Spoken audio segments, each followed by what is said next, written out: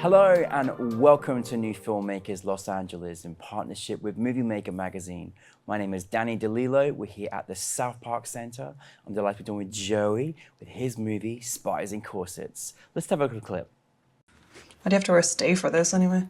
Part of 18th century gala did you not get? There's ways to hide it, I just thought. The freak likes it.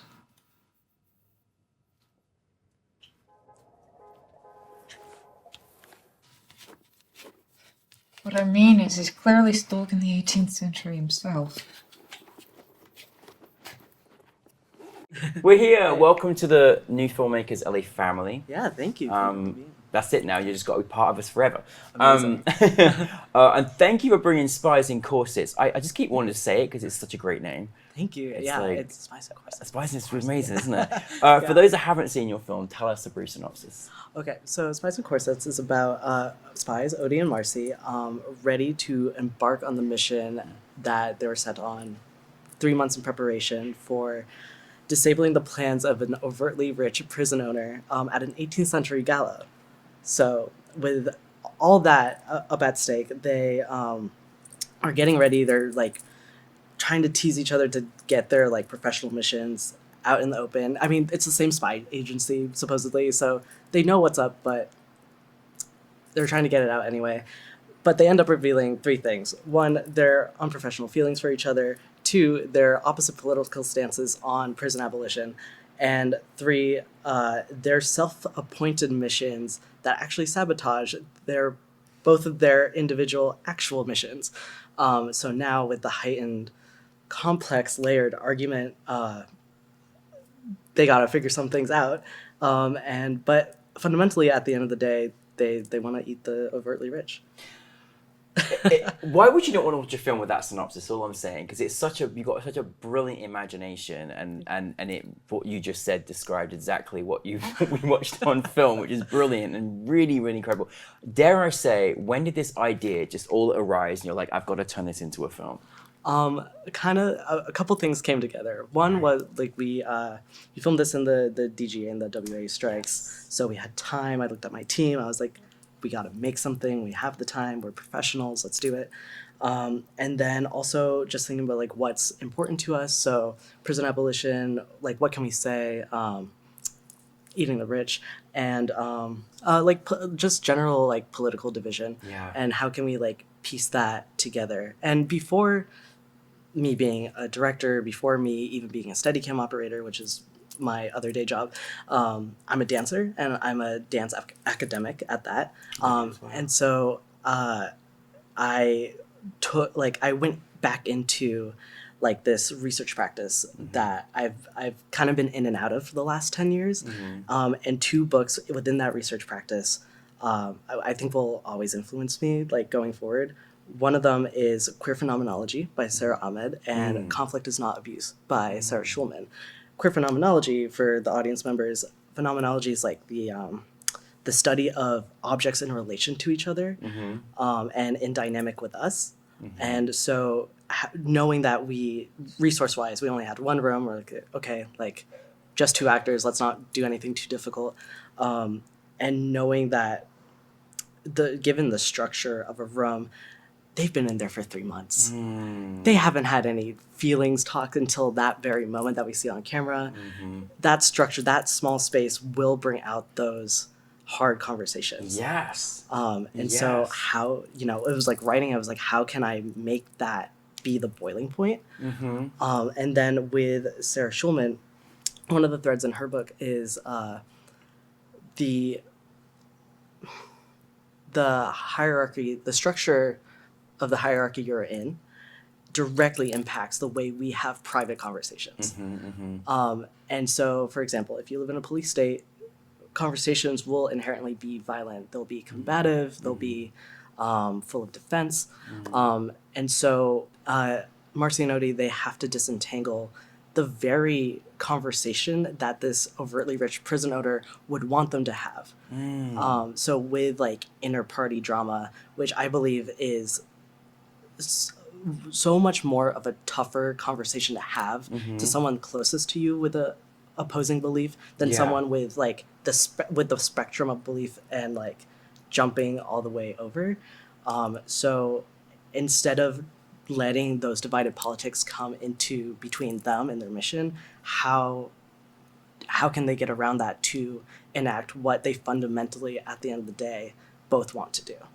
This is amazing. Honestly, I firstly just thank you for making something that's got so many important points of depth, you know, around our society and experiences and themes. I mean, goodness me. And it was also, everything you mentioned was things that we've all been through in like the last 5 years in a much more dramatic way. And you've incorporated that into this film in Spies and Cautious, which I absolutely love. I think you should write a book yourself though, because, you know, you've got, I mean, even just an analogy of this experience. I mean, I think there's so much you've covered in there. How did you, I mean, I really love the vision of the film, and I'd love to just talk about the analogy of all the different concepts and why. But I really love the way you set the scene and the style of it. Like, I really felt like I was in a sort of like mystical, magical world. Like, how did you know about how you wanted the film? You knew how you wanted it to, the context where it came from, but how you wanted it to look and to feel, because I really enjoyed that journey. Yeah, so I love a period piece. Pirates of the Caribbean is my favorite film, and obviously we did not have the budget to pull up like a whole period piece, but we had like the costumes, and we're like, okay, how can we make this work? And then the location, the room that we were in, was like our living room. Oh, really? Yeah. I thought it was in some mystical place. I love it. Yeah, no, it's a hotel-looking LA living room. And then our production designer, Leah Hewling's like, freaking killed it. So and you obviously had to get authentic costumes too, as well. Yeah, which looked amazing. Thank you.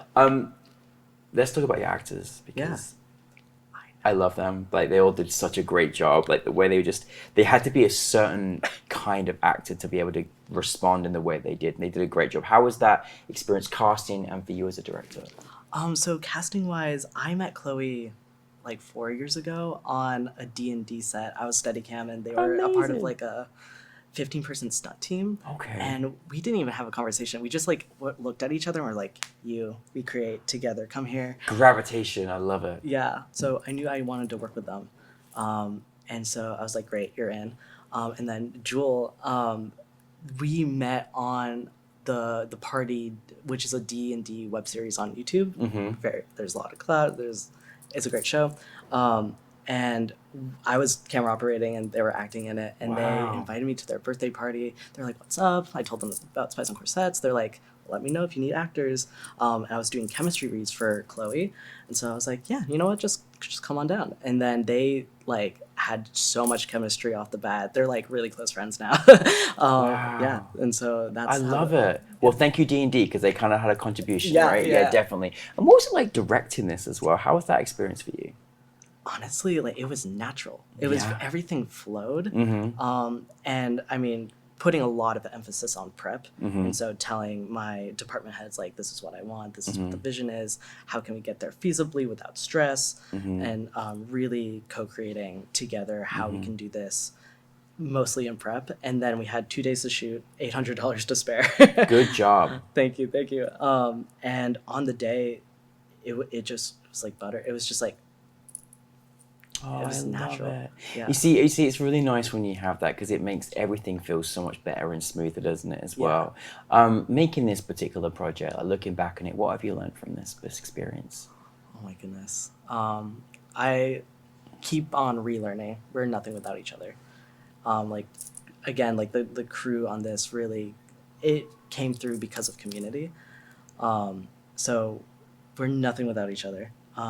But like a feasible learning, I learned how to fundraise. That's good. That's a really important part. Yeah, well done. Yeah, thank you. Yeah, no, fundraising. I mean, we can't underestimate fundraising. Every little helps, doesn't it? Really and working out how that budget looks and what it looks like. What was really special yesterday, obviously being at New FilmMakers LA Film Festival, is it was queer filmmakers, queer storytelling, so many amazing stories. How was that experience being part of this particular event as well with us? Oh my gosh, it was amazing.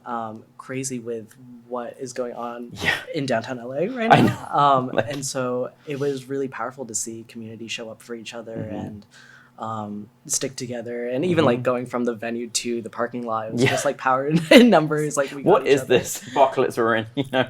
But queer stories will keep existing, right? There you go. Exactly. So that was special, and like everyone is so nice. Everyone was like, let's help each other. Like we rise together. It's not about competition. But I think that's how you've made people feel, Joey. Like, you know, that's why you've got such a great team around you and you've taken care of people, because it's really half of what it actually is. It's just having a solid team that believe in the project, believe in you, and working together in any capacity as well. Where, dare I say, after the great analogy you've given of this particular film, what world are you taking to us next? Oh, wow. Okay. So I'm in development for 2 international features. Oh my goodness. Super exciting. One of them is like a fantasy mafia movie. Of course. Think Lord of the Rings meets the Wachowskis Bound. Oh, wow. Yeah, and it explores more like perspective, conversations, etc. But more focusing on like what is true power and who truly wields it, between hierarchy and like the oppressed, and how does the power of illusion play with illusion as power as well, and exploring like masking and whatnot. So God, it's amazing. Yeah. I love the world. Are you always going to create a world for us that's like complete? I think so. I think you need to. Like, you know, and I love that, and honestly, your depth of imagination is really great, because we get to go to a place that we wouldn't normally go to unless you create it. So well done. Thank you. But thank you for Spies in Corsets, and looking forward to your next international projects as well. Yeah. Get traveling with your work. How cool is that? Yeah. But no, listen, Joey, thank you so much for being here. Welcome to New Filmmakers, and keep bringing your projects to us, okay? Will do. Thank you. Thank you so much. Thank you, everybody.